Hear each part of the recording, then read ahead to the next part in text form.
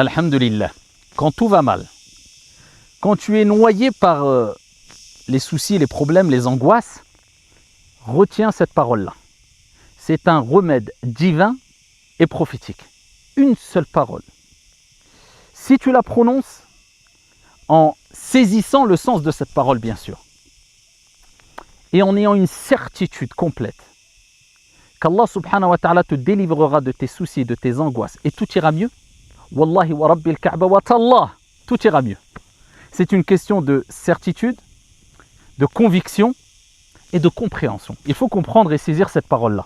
Une seule parole très simple. Cette parole est mentionnée dans le Coran et dans la sunna du prophète sallallahu alayhi wa sallam. Cette parole a été mentionnée par un grand prophète, Yunus alayhi salam, lorsqu'il a été avalé par le grand poisson, la baleine. Il s'est retrouvé dans l'obscurité et il a mentionné cette parole-là, qui réunit trois éléments très importants. Et quand il a mentionné cette parole-là qui réunit ces trois éléments, Allah tabaraka wa ta'ala l'a délivré. Allah subhanahu wa ta'ala l'a secouru et il est passé d'une étape d'angoisse, de tristesse à une situation de délivrance et de joie et de bonheur. Allahu Akbar. Allah fait ce qu'il veut, c'est facile pour Allah. Quand il veut quoi que ce soit, il dit kun fayakun, soit et c'est. Quelle est cette parole? Allah l'a mentionnée dans le Coran.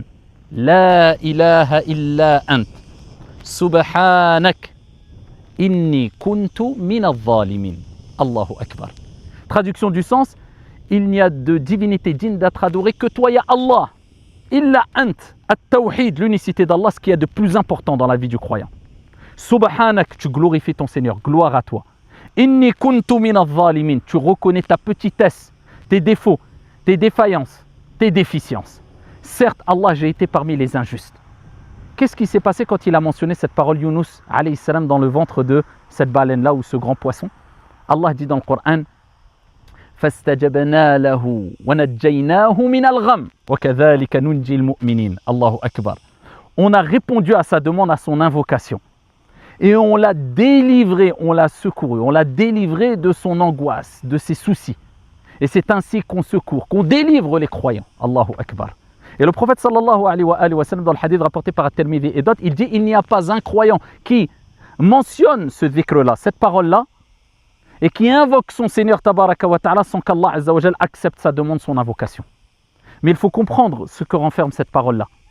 Allah aime que tu réunisses ces trois éléments. La première des choses, l'unicité d'Allah, ce qu'il y a de plus important. C'est pour cela qu'Allah nous a créés, pour l'adorer en lui voulant un culte exclusif, pur. Ne te fatigue pas avec les actes d'adoration, avec les actes de bienfaisance. Si tu as entaché ces actes d'adoration et ta relation avec ton Seigneur tabaraka wa ta'ala par ce qui annule le tawhid, à savoir le shirk, l'association.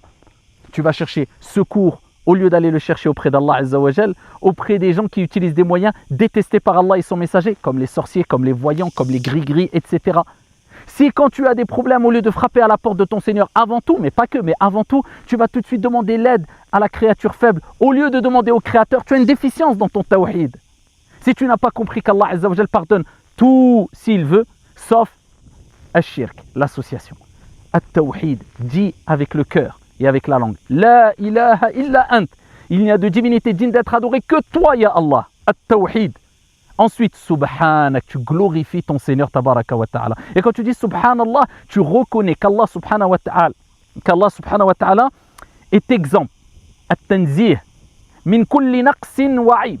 Tu reconnais qu'Allah est exemple de toute imperfection, de toute défaillance, de tout défaut.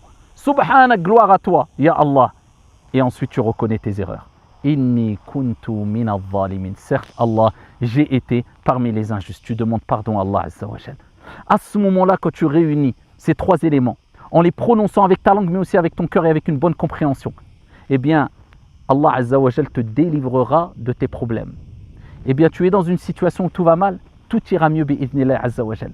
Et c'est pour cela qu'il faut répéter beaucoup cette parole. Pas qu'une fois, pas que deux fois, pas que trois fois, beaucoup. Et de jour comme de nuit.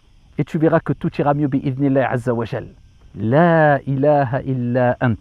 Subhanak inni kuntu min al-zalimin.